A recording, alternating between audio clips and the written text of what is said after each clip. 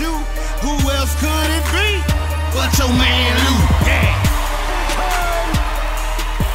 And overtime.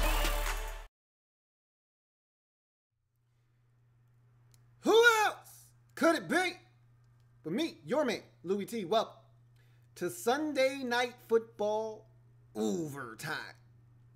Cowboys, Texans, Battle of Texas.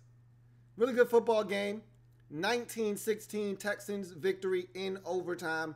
So this is truly a Sunday Night Football overtime episode. Cowboys defensively, and I've said this 1,000 times already this year. Cowboys defensively they're a playoff team. They're playoff ready defensively. Offensively, however, and this was a game between two offensively challenged teams. The Cowboys because of a lack of talent. The Texans because of a lack of play calling. Either way you slice it, two teams that fail to put up points on the scoreboard consistently. The Texans should be scoring over 30 points a game when healthy.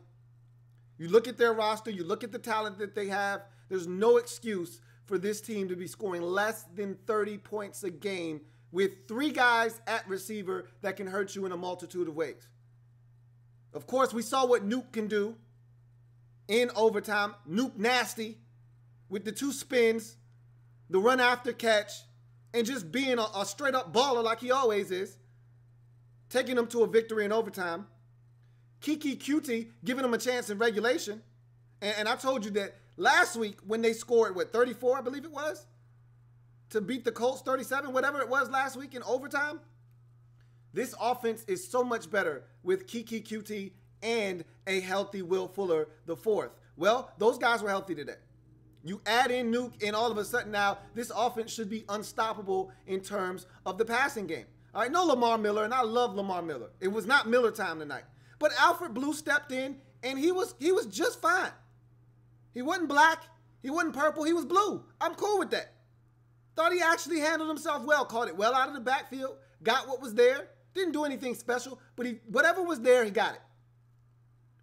This offense has no business, and they got real good production from the tight end position tonight. And I think they're underutilizing some of the young tight ends that they drafted this year, but that's another story for another day. Bottom line is, I look at this Texans team. They're way too talented to be scratching and clawing their way to 19 points, 17 points, 13 points, 20 points. They should be up in the high 20s, low 30s every single week. They're that talented offensively.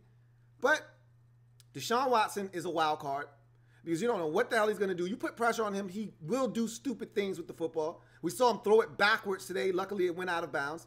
He put his body on the line unnecessarily in this football game. He's going to pay for that tomorrow. Hopefully, there's no broken ribs because he went to the tent just about every possession in the second half, especially the fourth quarter and into overtime. That man was visiting the tent after they came off the field on every possession. So something's wrong, obviously. Hopefully, it's nothing serious, nothing that's going to keep him out in any period of time. Hopefully, nothing's broken. But you can't put your body on the line that way. This isn't Clemson. And he's got to understand that. Robert Griffin III had to find out the hard way. Andrew Luck had to find out the hard way. You're not Superman. Get down. Bill O'Brien's play calling is horrendous. It is absolutely horrid. And for someone that considers himself an offensive mind in this league, what in the hell was that? And I've said this before. And this goes back to my days of defending B.O., Brock Osweiler. And I said, the play calling is horrible. It's hideous. It's nasty. The play calling is nasty. It's trash. You don't help your players make plays. You don't help your best players be in the best position they can possibly be in to make plays. Guys are out there balling because of their own strength and abilities. Guys aren't balling because the coach is scheming them up. If the Texans didn't have elite talent at the skill positions, they'd be winless right now because Bill O'Brien doesn't get it. 3rd and goal from the half-inch line, and you're in shotgun. Where's the psychological sense in that? You need to wash your face. Get your mind right. The hell are you thinking? And it's bad enough you do it right before the half. You do it again. You do it again in the 4th quarter. What are you doing? I know you tried the quarterback sneak on 2nd down and it didn't work. Guess what? Do that shit again. And for the life of me, I don't understand how these quarterbacks don't learn from the greats around the league. The guys who do it the best.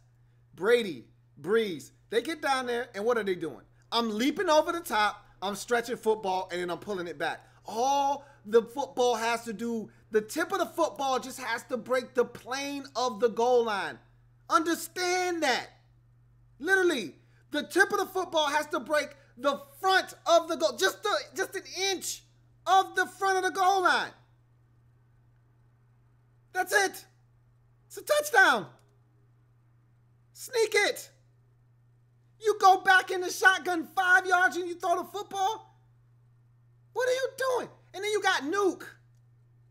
Back shoulder fade, baby. Why make this complicated? What are we doing here, folks? Your one touchdown came on a damn shovel pass on a jet sweep. This is getting out of control. You worked way too hard for 19 points tonight. Way too hard. You should have scored 35 tonight. Easy money. How many times did you get in the red zone? This was pathetic. Guys that are supposedly smart in terms of play callers, guys that they think they get it, but they don't, seem to always outsmart themselves. The guys that don't get it in the red zone, the teams that don't score in the red zone, generally, they outsmart themselves. They think they're the smartest guy in the room. They're looking for a pass here, so I'm going to run it. They're looking for a run here, so I'm going to pass it. Sometimes the answer is right in front of your face, man. It's just right in front of your face. You got the football at the 6-inch line. I'm not taking any chances turning around, handing it off to a back. I'm not taking any chances trying to throw it to Nuke. I'm going to quarterback sneak the football because I want a touchdown. I don't want to settle for a 19-yard field goal. Those aren't fun. Those aren't cute. And generally, those don't win you games. You got lucky tonight because the Cowboys on offense might be one of the worst teams in football. So you got away tonight. You won't get away many nights, though, scoring 19 on a night where you should have scored 30 easy. So really disappointed in the Texans' inability to score in the red zone, but the defense showed up in a major way, got the job done time and time again. We're put in some tough spots, including the final drive of regulation after the pick that was thrown by Watson. Defense had to come on. It was 10 seconds left. Cowboys had a timeout. They could have worked any part of the field. Defense came onto the field and got a stop. So hats off to this defense. Clowney was all over the backfield tonight. Watt turned it up late. You saw guys flying around. Zach Cunningham with a nice tackle for no gain late in this ball game. Bernardrick McKinney with a nice tackle on the screen. These guys were flying around everywhere. Nice to see Justin Reed get his first career pick. Nice to see the young fella getting involved. Some really good play on the part of the Texans in this game. They looked more like the Texans defense that we've been accustomed to the last 3 to 5 years and less like the team that early in the season couldn't stop a nosebleed. So they're starting around back into form. They've still got a ways to go, but they're starting around back into form. And that front that we were drooling over coming into the season, the guys that were supposed to be unblockable because of how talented they were, really starting to show up now. The only guy we're really waiting on now at this point is if they could get anything, I'll just leave that one alone. Bottom line is, Watt and Clowney are the real deal. We saw that tonight. And they're moving these guys around, and they're making it hard for teams to pinpoint where they're going to be, how they're going to rush. And if they can continue to send those types of blitz packages and do their job on the back half. I thought Tyrann Mathieu was an animal tonight. That's the kind of play they're going to need moving forward if they're going to get back into things in the AFC South. And look, after the rough start, and I talked really bad about the Texans after their 0-3 start. That loss at home to the Giants in week 3, I thought that was pretty much a burial. That was a burial service for your season. 2 weeks later, it's amazing what 2 weeks can do in this league. And we talk about this being a week-to-week league. This team is, them and the Detroit Lions probably are the best examples of why this is a week-to-week league. Lions were left for dead after 2 weeks of football. You look up now, and the Lions are right in the thick of things in the NFC North Division. Same can be said for this Texans team. They started out 0-3. Jacksonville was 3-1. Tennessee 3-1. Everybody looking up at the Titans and the Jags, and they're thinking they're going to run away with this division and hide, and the Texans are going to be just left to fend for themselves. Colts are 1-4. They're struggling. And you go to the Indianapolis Colts home field, Lucas Oil Stadium last week, and you go and you find a way. It wasn't pretty because you should have won that one going away. You allow Andrew Luck and company to come back, take it to overtime. You had opportunities to end it in overtime. You didn't. But you found a way to win the football game. Whether they pissed it away or you went and took it away, whatever the case may be, you got the dub. Then Tennessee inexplicably goes to Buffalo and loses. Jacksonville, we thought they were going to be able to go to Kansas City, play some defense, find a way to win. They get their doors blown off. Non-competitive. Both teams lose. You look up and you say, damn, with a win tonight, we're one back. Boom, you get the win, and now you're one back in a division. It's crazy. Wow. Wow, wow, wow. If you're Dallas, really disappointed. Really disappointed in the inability of your offense to generate anything. Dak Prescott stinks. When are we going to stop talking about Dak Prescott this, Dak Prescott that? Dak Prescott stinks. He made a hell of a play tonight. And I can tell you one thing. He's strong as an ox. How many times did he shrug off defenders that a normal quarterback would have been sacked behind? I can think of at least 2 instances where Clowney had him dead to right, couldn't get him down, and Watt had him at least twice as well. And he got away. And then makes the crazy play down the field to Tavon Austin. When Dak Prescott is on, he's dangerous. When he's using his legs, he's dangerous. But when you force him to stay in the pocket, you put a little bit of pressure on him, he stinks. He stinks. And this Cowboys offense right now, if Zeke Elliott doesn't go off for 175 total yards of offense, if he doesn't go off for a $125 rushing and another 50 to 75 receiving with two touchdowns, this team doesn't stand a chance of scoring anywhere near 30. The only reason they were able to score damn near 30 versus Detroit, Zeke Elliott went off for 201 total yards of offense. 220, 204, I think it was 240 yards of total offense. He's all they have on that offense right now. It's a damn shame. And I talked to so many Cowboys fans before this season started. And I told them, you're going to miss Des Bryant. You're going to miss Jason Witten. Bryant more than Witten. Because Jason Witten's career was winding down last year. We saw it coming. He was becoming less and less a part of the offense. Nice little security blanket on 3rd and 4, 3rd and 6. You knew he was going to find a way to get open, make himself an available target. Dak was going to find him in some crucial situations. But you miss Dez's ability to stretch the field. You miss Dez's ability to just make plays. And hell, give the defense somebody to fear. If you're playing the Dallas Cowboys, your mindset has to be, hey, look, we are going to do everything in our power to shut down 21 and make one of these other buster-ass receivers, tight ends, and backs beat us. It won't be 21. If you lose to the Cowboys and you lose at the hands of 21, you deserve to lose. Because he's the only guy that can hurt you. They don't have any tight ends that scare you. Hey, go ahead. Throw the football to Blake Jarwin. Please, I beg of you. Throw it to Blake Jarwin. Go ahead. Throw it to Jeff Schwaim. Throw it to Jeff Schwaim. Please. I beg you. Throw it to one of them. Rico Gathers. Throw his ass in the mix too. Throw it to him. Please. Please. Michael Gallup. Knock yourself out. Go right Please be my guest. Deontay Thompson. Do any of these names scare you? Stop me when a name scares you. They have nothing. The only guy that scares me at receiver is Cole Beasley. And he can't even get the damn football. Cole last week, Cole said, hey, look, man, check the tape. All right, look, I don't want to hear nobody talking about this receiving core saying we don't get open. He says, I'm open on every play.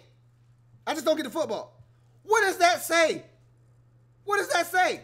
We kill Odell Beckham Jr. when he throws Eli Manning and Pat Shermer under the bus. Cole Beasley ran over Dak Prescott with an 18-wheeler, put it in reverse, ran over his ass again last week. Ain't nobody say shit. The man's telling the truth. These guys are open. Dak stinks.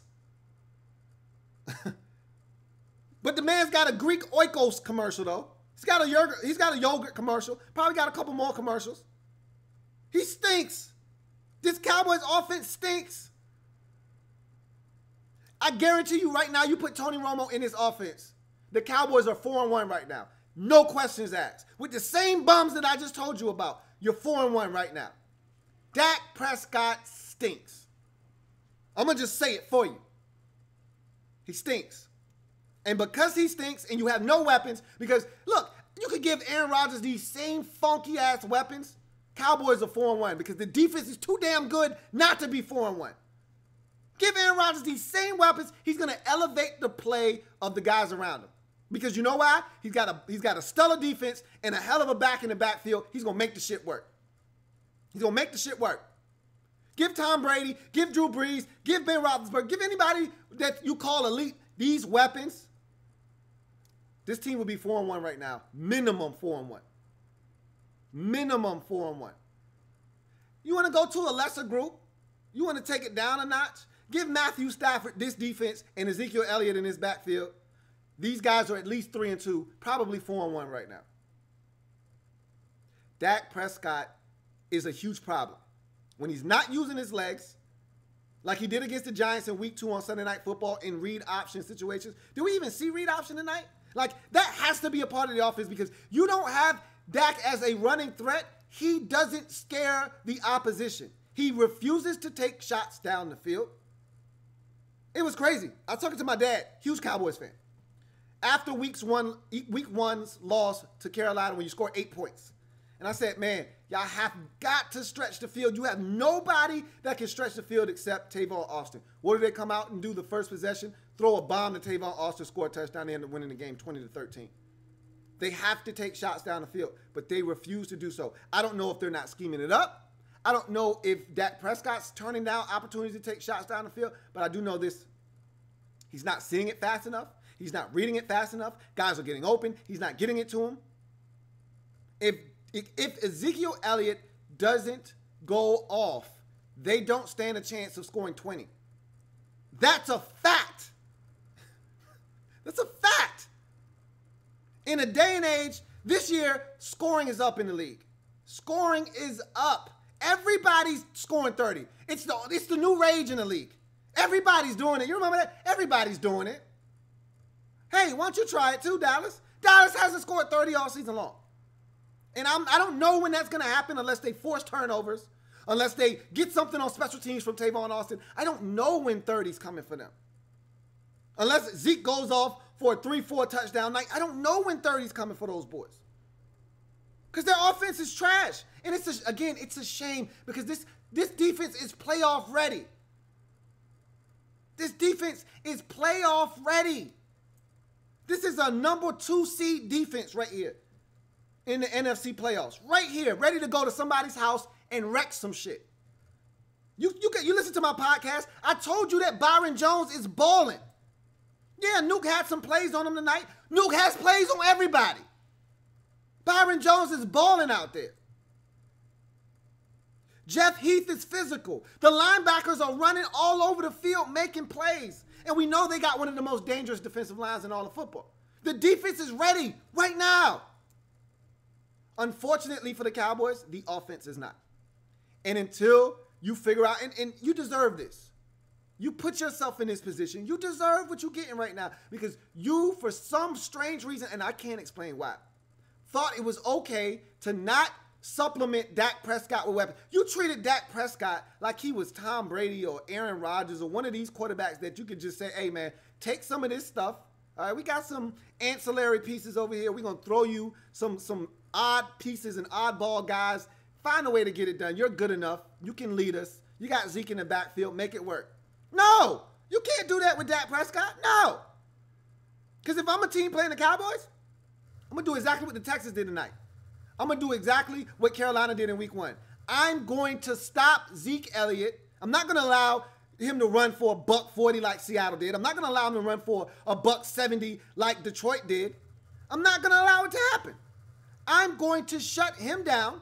If that means I got to put 8 in a box on a consistent basis and dare Dak to beat me, so be it. I'll do that. But what I'm not going to do is allow 21 to get me because I know he's the only one that can get me. Him and Cole Beasley. I respect the hell out of Cole Beasley. Cole Beasley is a beast. He does scare me. But look, I've said everything that I needed to say.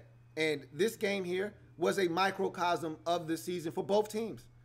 The Texans, their offensive play calling stinks. It's trash. It was an abomination tonight. Watching them get inside the 5-yard line, and it was painful to watch them have to kick field goal after field goal, get denied right before halftime and get nothing. When is it ever a good play? Where's the psychological sense in 4th and goal from the half-yard line, and your quarterback ends up rolling out to his right after dropping back to the 7 and trying to run when you were a half-yard away from a touchdown? So you run 7 yards back to run 7 yards forward.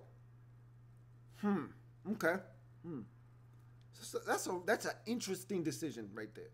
And these concepts, these little shallow crosses and this trash that you're running, it's garbage. Again, why are you reinventing the wheel, man? You got Nuke outside, bro. It's one-on-one with Byron Jones. I like Byron Jones. I like Nuke better. I love Nuke, as a matter of fact, and his skill set. How about you throw it up to him, back shoulder? How about Deshaun give him a better ball to go and catch a fade in the corner? Not have one where he's got to droop over the guy's back to try to go and get it. Throw it up high. You see how strong this man's hands are? It's like he got magnets. Just throw the shit up. He'll go get it. Trust me. I can't understand for the life of me how the Texans, with that kind of weapon, I can never understand how the Falcons with Julio, the Texans with Nuke Nasty, and all of these dominant weapons, and these guys can't find a way to get them the football in the red zone. I can't. If you gave me that kind of weapon in the red zone, I'd score every time. Because you wouldn't know what the hell's coming, run or pass. I get inside the 1, I got a viable back or a quarterback that's worth a damn. From that close, quarterback sneak. I will tell you on quarterback sneaking and shit, you're not going to stop it. You're not going to stop it. Deshaun Watson ran the worst quarterback sneak I ever saw on 2nd and goal. So bad, in fact, that it scared Bill O'Brien from doing it on 3rd down. He wasn't going to do the shit anyway. He wasn't going to do the shit anyway twice in a row. He didn't have the balls to run that twice in a row. I would have rather seen him run it again and get stopped than the bullshit he ran on 3rd down to the tight end going across with Jeff Heath sitting in his goddamn back pocket. That's the best you can do on 3rd and goal from the half-yard line? Take a goddamn field goal. Anyway, let's get to the comments, man. Big win for the Texans. What about that playing overtime by Nuke? Are you kidding me? Are you kidding me? Deshaun Watson sold some balls tonight, too. Put his body on the line. I would really prefer he not do that. Take all these shots and get hit the way he did tonight. But for him to come out there and make some of the throws he made, all I ask of Deshaun Watson is to scale back some of the recklessness. You're getting hit by 2 defenders. Don't try and force it. Eat it. That interception at the end of regulation almost cost your team the game. If Xavier Woods was smart, he would have got everything. He could have got them in the field goal range on the return. He said, I've gotten enough here. 10 seconds. We got a timeout. I'll let the offense take over. You gonna let the offense take over like you got a nice offense. Like you got a real quarterback back there. Like you got real receivers that's about to break somebody off over the middle of the field. Like Des Bryant is coming back to catch this 12-yard dig route and get a timeout with 2 seconds left and send your damn kick out there for a game winner. Nah, that ain't happening. You better run that shit all the way inside Texas territory. Well, anyway, really gutsy performance by Watson. Hell of a game by Nuke. I thought Alfred Blue filled in beautifully for Lamar Miller. I told you, with Kiki QT and Will Fuller the fourth in this lineup, along with Nuke, their passing game should be unstoppable. Those three right there make them so hard to stop. You add in some of the tight ends that they have, they're a tough bunch to stop. They are a tough bunch to stop. And at times, you saw it tonight. At times, you saw it tonight. Let's get to some comments, though.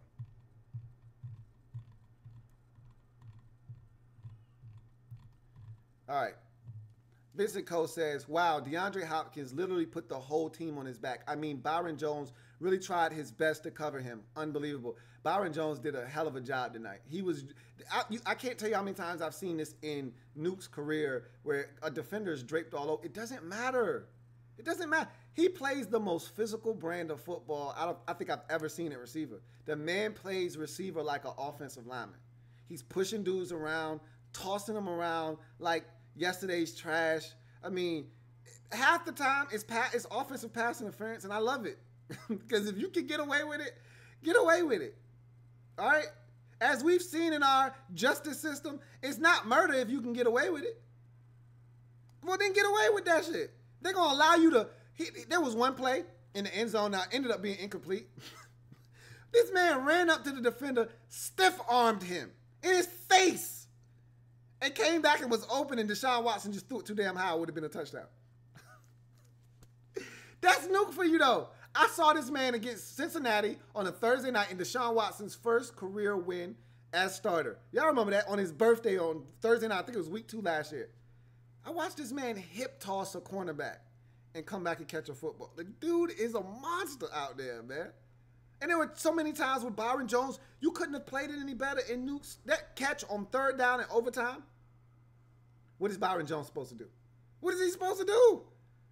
That's Nuke being Nuke. It's nothing he can do, man. Corey Fiddleman says, we still got to take care of our own business tonight, family. Facts. Absolutely. JP says, everybody in the NFC East lost today. Now we just have to take down the Saints tomorrow. Easier said than done. But it has, look, we were in first place going into the week. No matter what happens, we'll be in first place leaving the week. Feels good, but I like you guys. I don't give a shit about that. I'm trying to get the dub, so I'm with you. I know what you guys are saying. You guys already know how I feel. John Niner says, man, with the win tomorrow, Redskins be on top of the East. We already on the top of the East, bruh. We already there. And what we trying to do is show that we belong there. And this is the best test you could get on the road against one of the best teams in the NFC, in the Saints, in their building. It's a great test to see just how good the Redskins are. Deron Johnson says, my Ravens lost to the Browns today. Will they bounce back against the Titans on the road? I can't tell you. I got to watch the game. I only got to watch the overtime portion of that game, so we'll see. But that's family business. You know how that goes. And just in case people don't understand, the Browns play defense. The Browns play defense. Matthew Lynch says, I stand by what I said at the beginning that the Cowboys will win the East. Their defense is elite, and their O-line will carry them. It can only carry you so far. You know, it can only carry you so far. You got to score points in this league to win. This is not 1996 anymore. This is not 99. This is not 2001. You cannot beat teams 13-10 in this league anymore consistently, like the Ravens did back in 2000. That shit is dead. This is a passing league. You must score to win. The Chiefs stink on defense, but they're 5-0. Why? Because they can score. Now, eventually, it's going to catch up to them. You have a better chance of winning the way Dallas plays than you do the way the Chiefs play. But in order to win, you got to get there. And because of the quarterback situation in Dallas and the lack of extreme gifted talent on that football team at the skill positions, they're going to struggle to win football games. So I disagree with your assessment. I think you're going to be wrong when it's all said and done. The East is wide open, though. The Eagles don't have the same magic they had last year. That shit is dead. And I tried to warn Eagles fans before the season. I told you, I talked to a guy at the barbershop, said they're going to lose 2 games this year. I said, bro, you're going to lose 2 games in the division this year. They ain't even got to the division yet. They lost 3 games already. Like, it's totally different when you're the hunted. It's so easy to be the hunter. What happens when you're the hunted? When people are coming after you for no reason other than the fact that you got the chip on your shoulder and they want it. That's a scary feeling. Eagles are finding that out the hard way. John Niner says, well, it looks like 49ers, Raiders, and Falcons are fighting for #1 draft pick. Nah, I ain't buying that. Matthew Lynch says, Bills' red zone play calling was horrendous. Why don't you come out and goal line and run it 3 times on the 1? That's beyond. I don't understand. Hey, Matt, I'm with you, bro. I don't, for the life of me, some of these dudes get so cute. And it's not just him.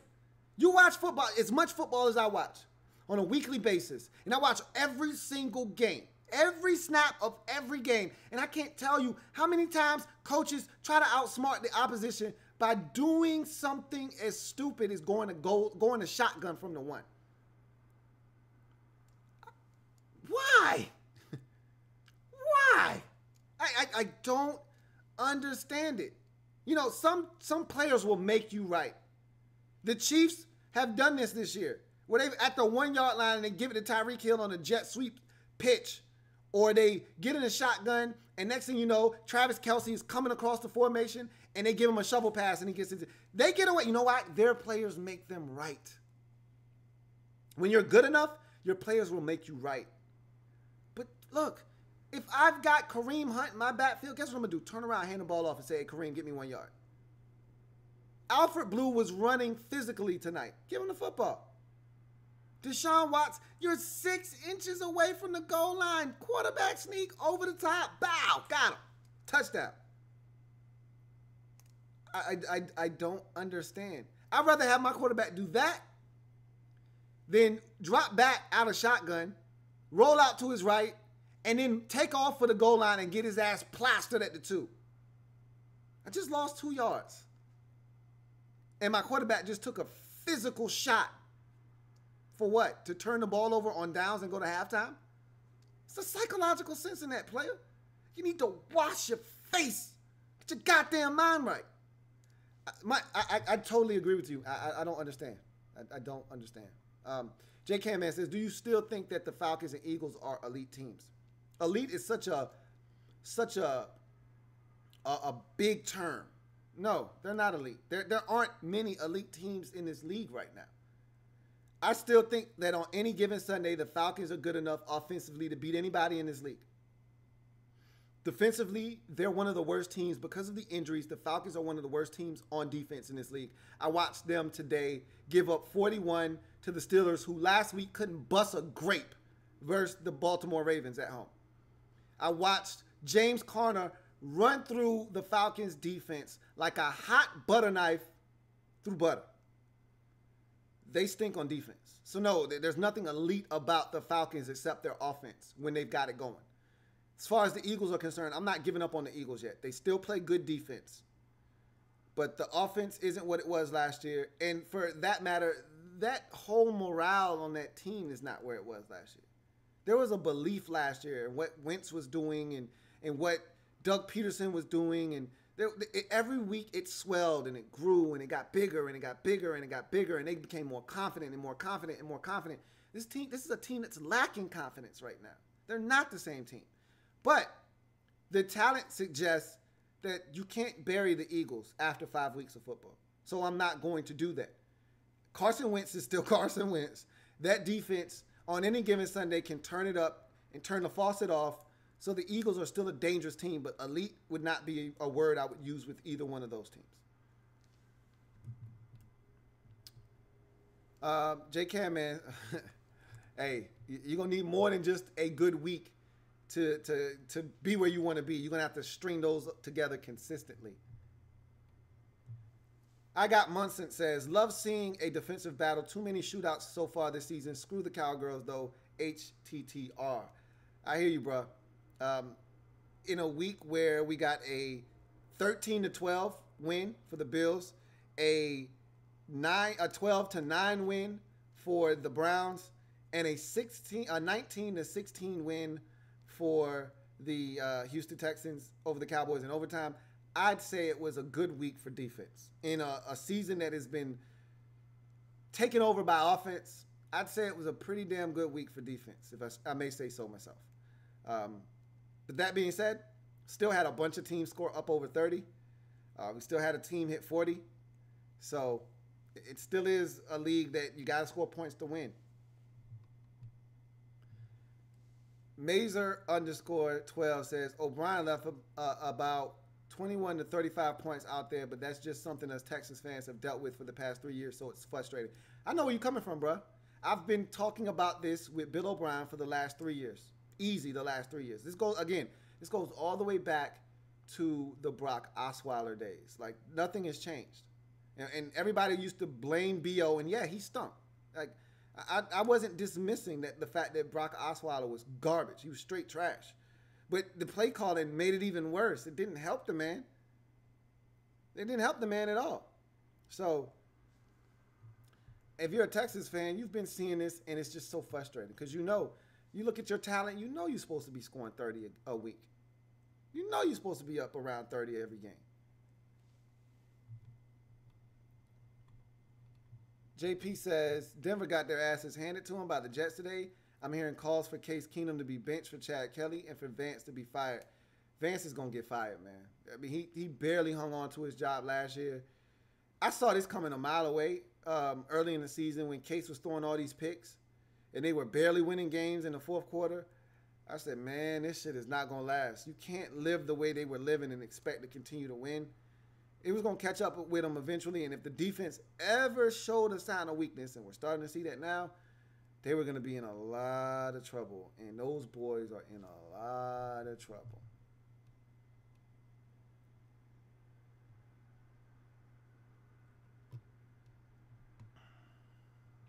J. Camman says, I agree with everything you're saying about Bill O'Brien. He has skated by unbelievably. I can't believe I can't either. It's amazing that this man has been on the brink of either quitting or being fired the last 3 or 4 off seasons strong, and somehow, some way, the man is back like cook crack every single year. I can't explain it for the life of me. I thought, okay, they get a new GM. Brian Gaine comes in, the dude is gone. They gave him a new extension. I'm like, what is it? Now, granted, the first couple of years, this man was winning with the likes of Brandon Weeden and Case Keenum, and they were still winning 9 games every year and winning the division. So you looked up and you were like, okay, these boys are competing. They finding a way to win with like 9 different quarterbacks. All right, I understand what's going on. Tom Nacho Man, Randy Savage coming in and getting you dubs. I get it, but really? This man stinks. This Texans team is living by their defense, and this man continues to get a pass every year. And everybody said, well, wait till he gets a quarterback. Well, he got a quarterback. Now what? Now what? I'm waiting. I'm still waiting.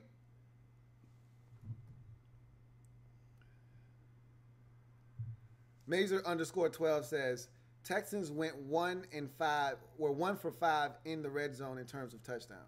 That's despicable, man. That usually gets you beat. 9 times out of 10. This was the one time that you could go 1 and 5 in the run of 5 in the red zone and not get beat. This is the one time out of 10 opportunities. You got a 10% chance of winning a game going 1 of 5 in the red zone. This was that one time. This was that 10%. That was one of those 10% chances. And you hit it. Any other team in the NFC East, any other team in your division, you lose this game. Most likely. Maybe not the Giants. But they already came to Houston and beat you already. So it's just amazing to me. J. Cam Man says, my fellow Bills fans finally got the 82 yards of passing they've been waiting for.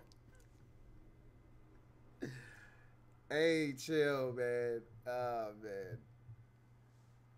man. Pepe, the YouTuber, says, God, I can't wait to actually get an offensive coordinator.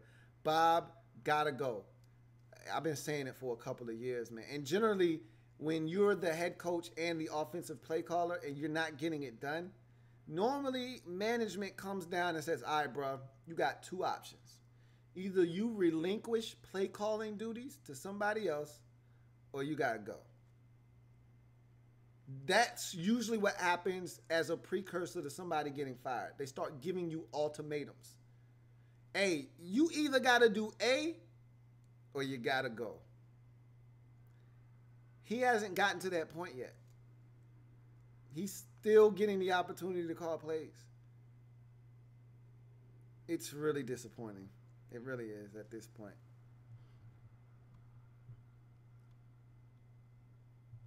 Matthew 123 says, why did Dallas punt on 4th and 1 in overtime? Why, you ask? Because they didn't have the confidence in their quarterback to get them the first down. And as you can see, the Texans were more than willing to load up the box and run blitz to stop Zeke Elliott. They had no problems doing that. And if you don't convert 4th and 1 in overtime, guess what you're going to do? You're going to set up a short field where all you need is a couple of first downs, and all of a sudden they're in field goal range.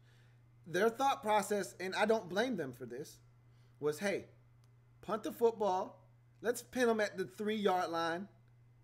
Defense has been outstanding all night.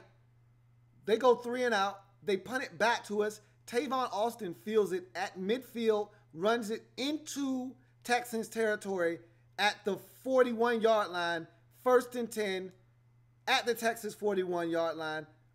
A field goal beats them, and all we need is about 5 to 7 yards of real estate to get into comfortable field goal range for Brett Maher. That was the thought process. Unfortunately, their punter allows a fair catch at the 10, so that whole inside the 5 thing goes out of the window. They catch it at the 10, and they proceed to allow the Texans to drive it down their throat. Some big plays made by Nuke, though. I mean, the catch on 3rd down, come on, man. Stop. Byron Jones was draped all over this man. Draped all over this man. What can you do? Emperor Meat says, what up, Lou? How you feel about Bills play calling versus the Cowboys? Trash-ass offense. I already talked about that. The 20th Mike says, wow, Louie, this game felt like war. Dirty and grinding. It did. It was physical, too. And they let the guys play. Because there were some shots in here. The only physical shot that they threw a flag on was the Xavier Woods hit on Kiki QT down the field. And that actually was a really good hit. In old football, that's by far and away a clean hit. Dislodging the football on a 3rd down. Instead, they called the penalty, and I think they ultimately ended up getting a touchdown, their only touchdown of the night on that drive, if I'm not mistaken. But outside of that, J.J. Watt put his helmet in the chest of Dak Prescott. How many times have we seen that called as a penalty this year? Deshaun Watson got clubbed over the head by DeMarcus Lawrence on a 2-piece by him and Jalen Smith. No penalty flag. On a pick. A lot of physicality tonight. Dudes was getting their blocks knocked off. It's a physical football game. It was fun to watch.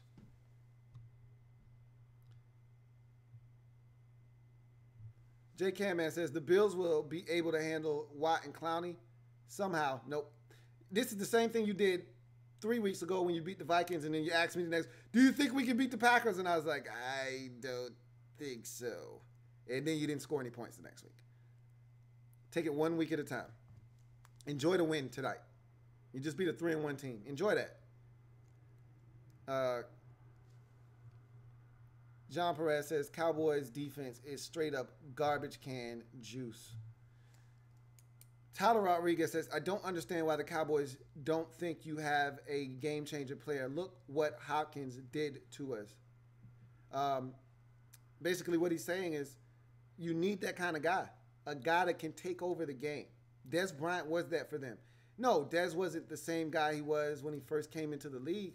But don't sit here and tell me that Dez Bryant isn't a guy that you can throw it up to in some tough man-to-man situations and have him come down with the football. At worst, draw you a flag.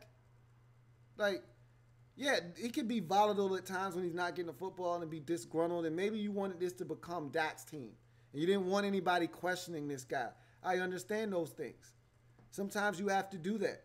Get rid of a alpha personality in the locker room that has longevity, like the Panthers once upon a time did with Steve Smith, to clear the way for Cam Newton to take over the team.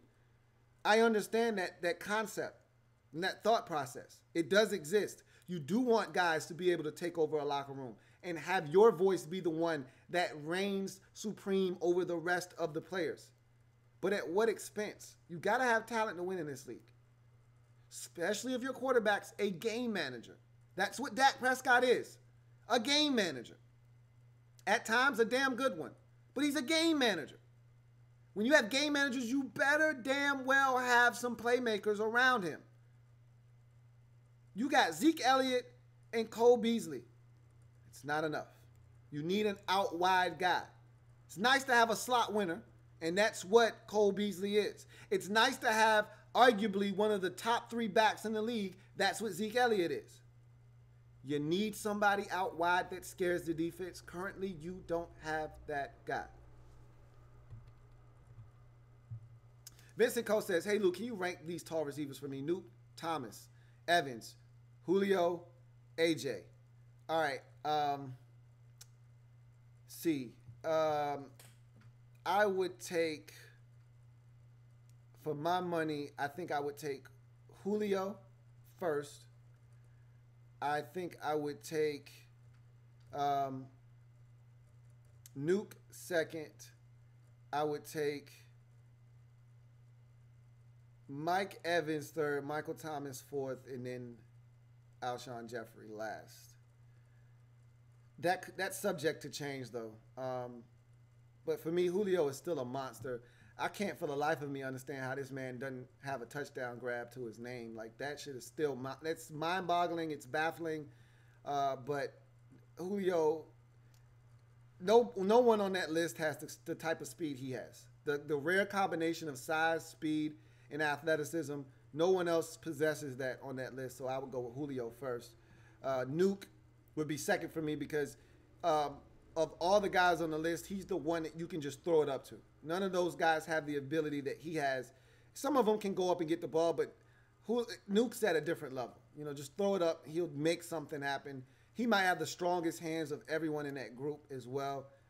And then you get to a situation where Evans kind of gives you the same package that Julio does, but in a less, athletic form. But he's still that kind of guy that can get behind you if you fall asleep, be physical enough to do the underneath stuff, over the middle, that kind of thing, and still be able to hurt you deep. Thomas, I think he lacks top-end speed. He can run, don't get it twisted, but he does a lot more of his work, and some of that is just based off of the Saints' offense. I mean, you're going to see the man tomorrow. He probably going to eat us up tomorrow, to be honest with you. Like, Michael Thomas is a different specimen. So, but that's just how I would rank those dudes. DC Big Oso says, Dak Prescott is straight atrocious. He was drafted on the last day of the draft for a reason.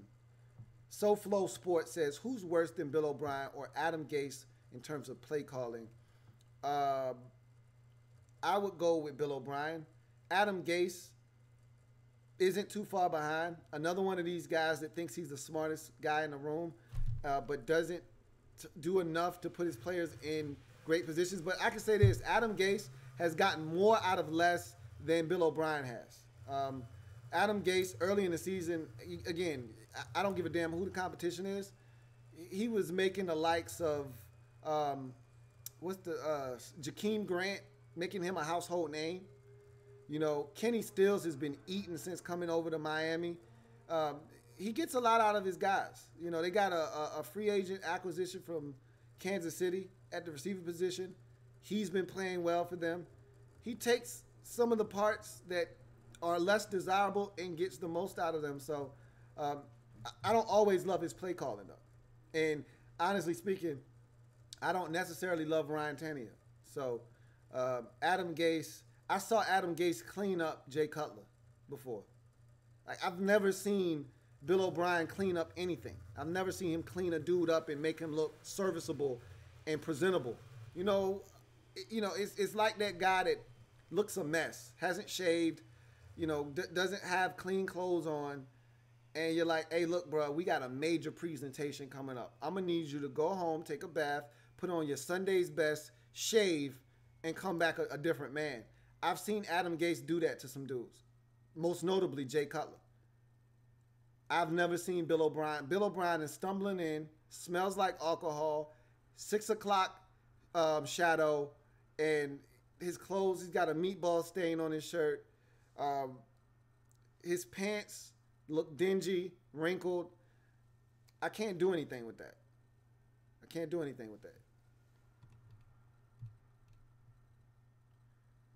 See, we got 10 minutes left, essentially. Dream58 says the NFC East is wide open. It's going to come down to these division games, and hopefully you guys could take care of the Saints tomorrow night. I feel the same way. The division is going to be huge, more so this year than in past years, because I tried to warn everybody before the season started, the NFC East is not going to be that good. They're not going to be that good. The Redskins have a chance to separate themselves tonight, with a win. Yes, past 12 o'clock. With a win. But let me remind you, the NFC East is not going to be that good. Everybody wanted to give the Eagles 13 wins and, oh, look out for this team, look out for that team. They might win 10. I'm like, where y'all getting all this from? I told y'all that there was going to be one team in the division that had double-digit wins. That was the Eagles. That doesn't look like it's going to happen. But things could change very rapidly. They could win 7 out of their next 8 games. And all of a sudden now, you're sitting in a situation where the Eagles are 10-5. That could happen. They're 9-5 or whatever the case may be. So, bottom line is, NFC East is going to be won by the team that plays the best in the NFC East. That's what it's going to come down to. The team that goes 5-1, 6-0 in the division, probably going to win the division.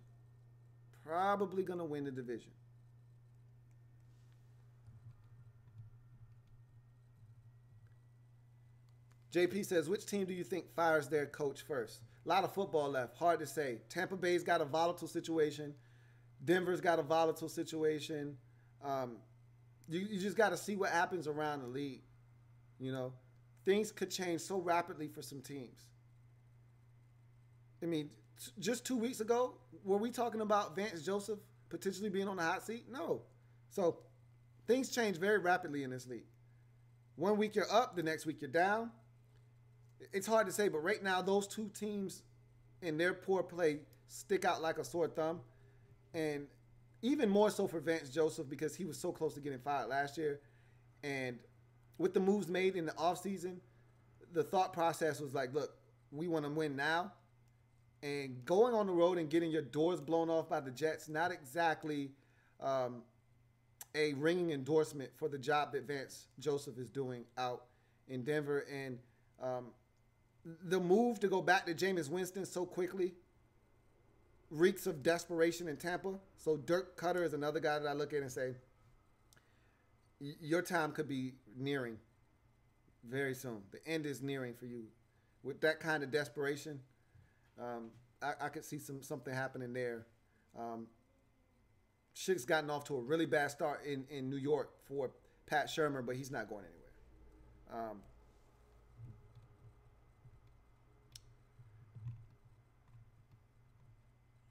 Let's see. All right, we got 5 minutes left, so I'm going to just skim through, answer as many pertinent questions as I can. And Ron Cole says, it's a good Sunday when all 3 division rivals lose in 2 weeks and we didn't need to play a game. Gotta love it. Absolutely.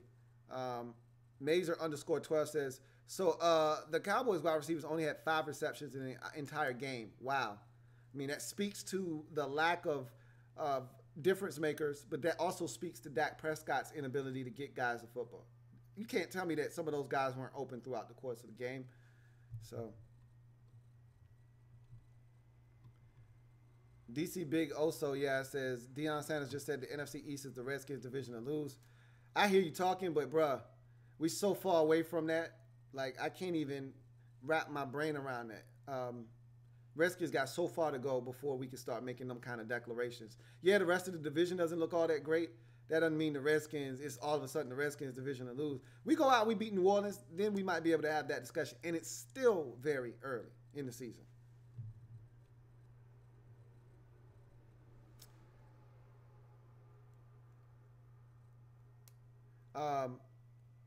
B3 says, even though I really enjoy Lou's Redskin film breakdowns, I really miss being live with Lou in the Lab Room fam talking about every game, real talk. I feel you, bro. That's just not a great usage of time, even though I would really love to do that. FBG Tony says, Cowboys are trash. Simple. Shout out to Houston for getting the dub. FBG Tony says, what happened to Lamar Miller, bro? He was hurt. They dressed him. He was active. If they had to have him, he could have played, but he wasn't going to play tonight. If everybody stayed healthy, and they did, he wasn't going to play tonight. He was hurt.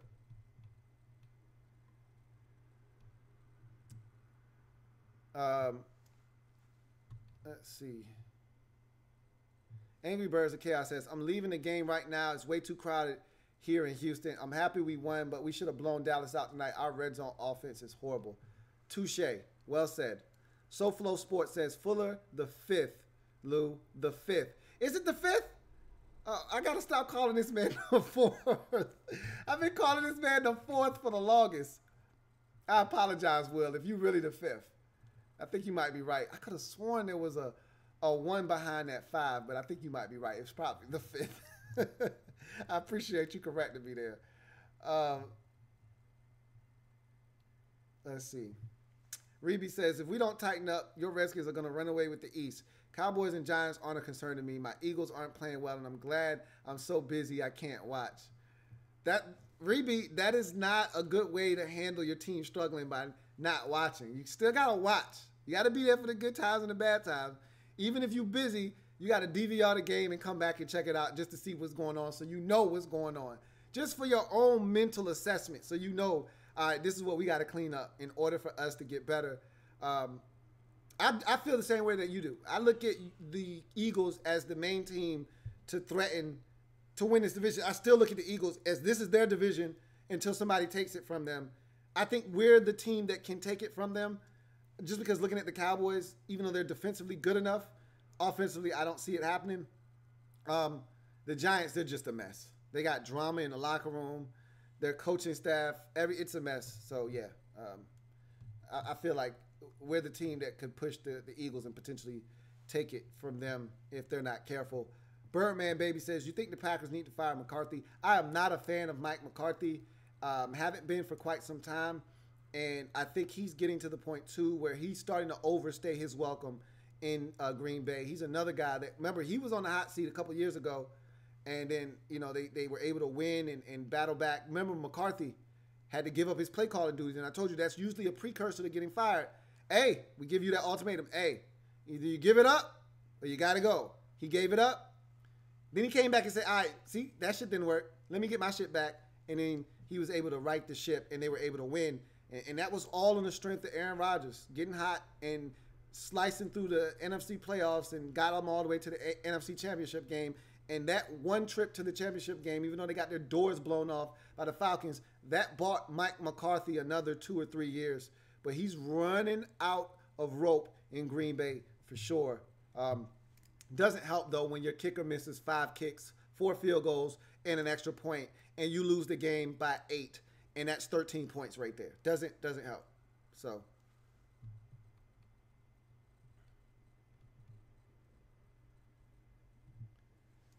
Last question. Do you think J.J. Watt, the feared J.J. Watt, multiple defensive player of the year J.J. Watt, the guy you game plan against J.J. Watt, is officially back? Yes. Yes, I do. Got another sack tonight. Could have easily had 3 sacks tonight if Dak Prescott wasn't so damn strong. And that's one thing I will say about Dak Prescott. He is strong as hell in the pocket. You saw it again tonight. But J.J. Watt, make no mistake, 6 sacks in the last 3 weeks. I'd say the man is back. 3 against the Giants, 2 against the Colts, another sack tonight. I'd say J.J. Watt is back. So that's going to do it for your man Louie T here on Sunday Night Football overtime. Texans 19, Cowboys 16. Texans get the win in OT over the Cowboys. Both teams leave this game at 2-3 on the season.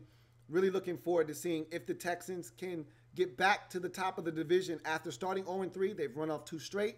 And now the rest of the pack coming back to them slowly. They're just a game out of first place in the AFC South division. Meanwhile, the Cowboys had a golden opportunity to take a step in the NFC East, get into second place, and potentially set up a situation where they could have leapfrogged the Washington Redskins for first place with a win and a loss by the Redskins on Monday night. Instead, they dropped to sub 500 at 2-3 on the season, and now they're going to have to find a way to right the ship against a hungry Jacksonville Jaguars team coming to Big D next week, looking to avenge a sloppy loss at the hands of the Chiefs. So that'll be interesting there for the Cowboys as they drop to 2-3 on the season.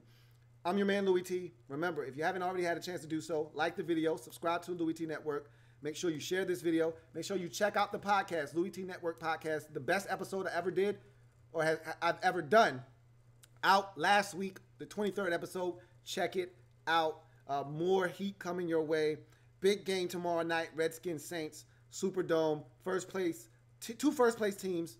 That should be a fascinating game. Drew Brees is going to break the all-time yardage mark. So that's going to be a bit of history there as well. And he's not only going to break the record, he's going to shatter it. I don't think anybody's going to catch him after this because he's going to play for another 2 or 3 years.